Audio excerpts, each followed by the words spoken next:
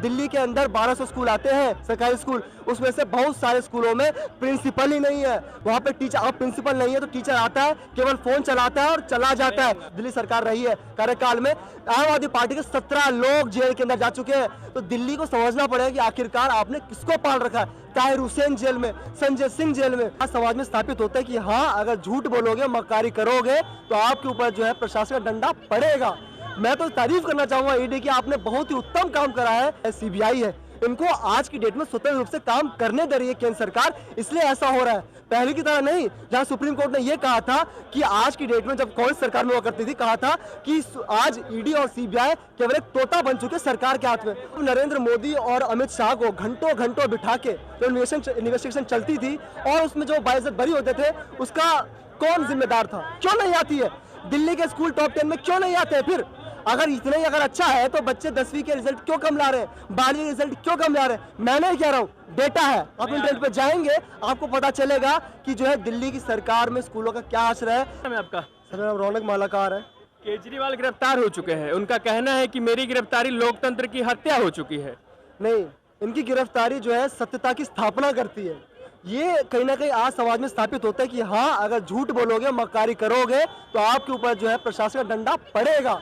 मैं तो तारीफ करना चाहूंगा ईडी की, आपने बहुत ही उत्तम काम करा है। एक भ्रष्टाचारी, बेईमान, कट्टर जिसने दिल्ली की जनता को तड़पाया है, आज उसको तड़पा रहे हो। बहुत ही सही कार्य हो रहा है उनके साथ। एक और बात कहना है इसमें, जैसे कि हेमंत सोरेन गिरफ्तार हुए थे, केजरीवाल गिरफ्तार हो गए हैं, इनका कहना है कि चुनाव से पहले सारे विपक्ष को खत्म करना चाहती है बीजेपी, मतलब तानाशाह की तरह बर्ताव कर रही है। देखिए, अगर ऐसा ही होता तो आज वेस्ट बंगाल की मुख्यमंत्री ममता बनर्जी नहीं होती, वो भी जेल में होती।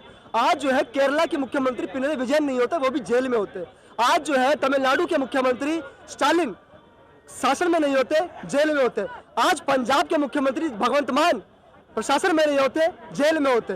तो ये तो सारे विपक्ष के लोग हैं, बाहर ही चल रहे हैं ना। उड़ीसा के मुख्यमंत्री बीजू पटनायक बाहर नहीं होते, जेल में होते। तो ये सब भारी है ना भाई साहब, या भाजपा के गैर भाजपाई लोग हैं, गैर भाजपा मुख्यमंत्री है। तो कहां भाजपा विपक्ष को खत्म करना चाह रही है? बाकी सारी बात सारी है कि इस प्रकार से जितनी स्वतंत्र जांच एजेंसियां हैं, ईडी है, सीबीआई है, इनको आज की डेट में स्वतंत्र रूप से काम करने दे रही है केंद्र सरकार, इसलिए ऐसा हो रहा है। पहले की तरह नहीं, जहां सुप्रीम कोर्ट ने यह कहा था कि आज की डेट में, जब कांग्रेस सरकार में हुआ करती थी, कहा था कि आज ईडी और सीबीआई केवल एक तोता बन चुके सरकार के हाथ में। और आज जब सुप्रीम कोर्ट में बहुत सारी पीआईएल लगती है और कहते हैं कि देखिए ईडी ये कर रही है, सीबीआई ये कर रही है, तो सुप्रीम कोर्ट कहता है नहीं, वो लोग स्वतंत्र रूप से जांच कर रहे हैं, उनको जांच करने दो। एक सवाल और होगा मेरा, जैसे कि चुनाव की तैयारियों के हिसाब से कहा जा रहा है कि तानाशाह की तरह बर्ताव किया जा रहा है, विपक्ष के घरों में बीडी सीबीआई को भेज देती है सरकार और कुछ भी निकलवा के लाती है और उनको गिरफ्तार कर लेती है। क्या ऐसा ही कुछ हो रहा है, इशारे पर काम कर रही है? क्योंकि आरोप लगा राहुल गांधी, लालू यादव बोल रहे हैं कि चुनाव के लिए बीजेपी कुछ भी कर सकती है। अब मैं यहाँ पे पूछना चाहूँगा लोगों से, जो लोग बात कह रहे हैं कि जब नरेंद्र मोदी और अमित शाह को घंटों घंटों बिठा के जो इन्वेस्टिगेशन चलती थी और उसमें जो बाइज्जत बरी होते थे, उसका कौन जिम्मेदार था? और आज तो देखिए, ऐसा नहीं कि बिना सबूत को उठा लिया हो। कल जब दिल्ली हाई कोर्ट में अरविंद केजरीवाल गए थे, तो वहां पर दिल्ली हाई कोर्ट के जज को जो है ईडी ने सबूत दिखाए कि आप भैया हमें सबूत दिखाइए कि आखिरकार आप उनको क्यों बुलाना चाहते हैं। तो वहां पे दिल्ली हाई कोर्ट के जज ने सबूत देखे और तभी जो है उनको अरेस्ट सिक्योरिटी अरविंद केजरीवाल जी को नहीं दी। और अगर सबूत नहीं होता ना तो कह सकते थे कि हाँ, उनके साथ जो ज्यादती करी जा रही है। क्या आपके हिसाब से केजरीवाल का सही हुआ है? जिस तरीके से कहा जाता था कि एक पर एक फ्री करके केजरीवाल ने गलत किया है, आरोप लगते थे, लेकिन अब शायद सिद्ध हो चुका है, सही हुआ है गिरफ्तारी उनकी? अब देखिए, बिल्कुल सही गिरफ्तारी है और इनको दिल्ली की जनता की हाय लगी है। किस प्रकार से इन्होंने लोगों के घर उजाड़े थे, लोगों को दारू बांट कर। आप देखिए, इन्होंने इतना कबाड़ा कर दिया दिल्ली का कि दारू पीने की जो उम्र थी दिल्ली के अंदर, उसको 25 से घटाकर 21 साल कर दिया। दारूबाज दिल्ली बनाओ, ठीक है। जहां पर महिलाएं जो है दारू से नफरत करती है, महिलाओं को भी दारू पिलाए ताकि अपना पैसा भरेगा, तो उसके लिए पिंक ठेके खोल दो। तो पूरी दिल्ली को दारूबाज बनाने का षड्यंत्र था इनका, जो कि कहने की केंद्र सरकार ने उस पर हस्तक्षेप कर तो बच पाई है।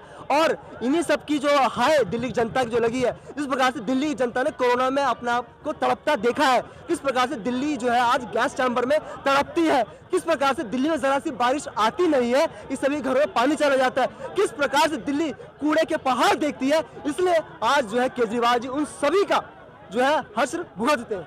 मैं पूछना चाहूंगा, जिस तरीके से केजरीवाल पहले कहते थे शीला दीक्षित के टाइम पे कि जांच मतलब इस्तीफा, जांच हो रहा था, इनकी गिरफ्तारी भी हो गई, वो जेल भी चले गए, 10 दिन की रिमांड भी मिल चुकी है, क्या वो इस्तीफा देंगे? क्योंकि अब कहा जा रहा, किसी ने कहा कि जेल से वो सरकार चलाएंगे, इस्तीफा नहीं देना चाहिए उनको? देखिए उनको इस्तीफा देना चाहिए। और जो लोग बात करते थे ना हम तो भगत सिंह के वंशज हैं, हम तो ये है वो है, तो आप मॉरल ग्राउंड पे इस्तीफा दो ना।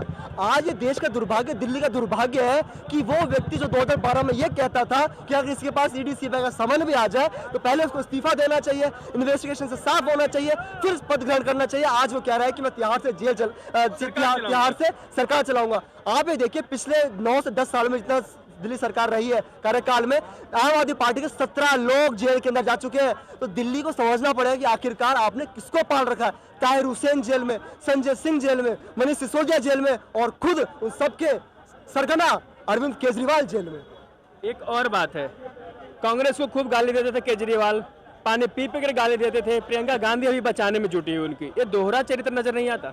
अब यहाँ पे दिल्ली की जनता को मजे की बात बताना चाहूंगा कि जो सारा दिल्ली का शराब घोटाले का जो सारा मामला है ना, इसको सबसे पहले उठाया किसने था मैं बताता हूँ। और आप पूछिएगा आम आदमी पार्टी और केजरीवाल के दलालों से कि जो ये मुद्दा था ना, ये चौधरी अनिल कुमार जो कि 2022 में दिल्ली कांग्रेस के अध्यक्ष हुआ करते थे, उन्होंने दिल्ली पुलिस के कमिश्नर उस वक्त राकेश अस्थाना को चिट्ठी लिखी थी कि देखिए किस प्रकार से दिल्ली सरकार शराब में घोटाला कर रही है और आप इस पर इन्वेस्टिगेशन करिए। और आज वो लोग कह रहे हैं कि केजरीवाल ईमानदार है और उसको बचाने में जुटे हुए हैं। हाँ। यही कहते हैं कि जब अपनी सत्ता जा रही होती है तो चोर जो है एक दूसरे चोर को संभालता ही है।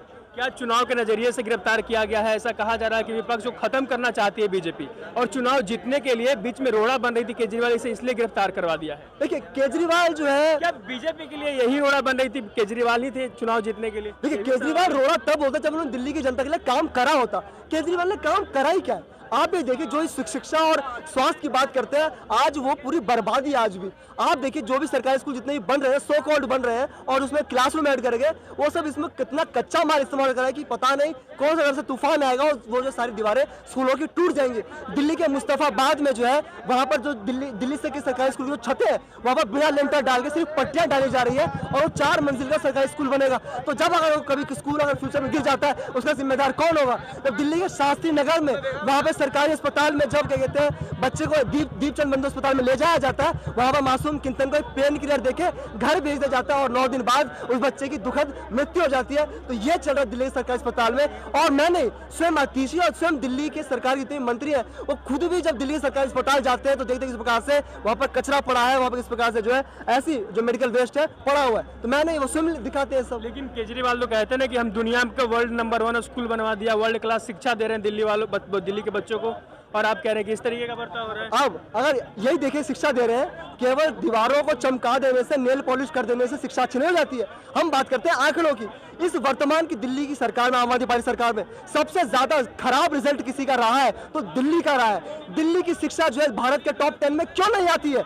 दिल्ली के स्कूल टॉप 10 में क्यों नहीं आते हैं? फिर अगर इतना ही अगर अच्छा है तो बच्चे 10वीं के रिजल्ट क्यों कम ला रहे हैं, 12वीं के रिजल्ट क्यों कम ला रहे हैं? मैं नहीं कह रहा हूँ, डेटा है। आप इंटरनेट पे जाएंगे आपको पता चलेगा कि जो है दिल्ली की सरकार में स्कूलों का क्या असर है। दिल्ली के अंदर 1200 स्कूल आते हैं सरकारी स्कूल, उसमें से बहुत सारे स्कूलों में प्रिंसिपल ही नहीं है। वहां पे टीचर, अब प्रिंसिपल नहीं है तो टीचर आता है, केवल फोन चलाता है और चला जाता है। तो आखिरकार शिक्षा कहाँ मिल रही है? तो केवल नेल पॉलिश करने से कुछ नहीं होता है, बच्चों को शिक्षा मिलनी भी चाहिए। रौनक जी, आखिरी सवाल, क्या सरकारी एजेंसियां सही तरीके से काम कर रही हैं? ये राहुल गांधी का कहना है कि सरकार उनके इशारों पर काम करती है, मोदी जी के इशारों पर। देखिए वर्तमान में जितनी स्वतंत्र जांच एजेंसियां हैं, ईडी चाहे सीबीआई, ये बिल्कुल स्वतंत्र रूप से काम कर पा रही है।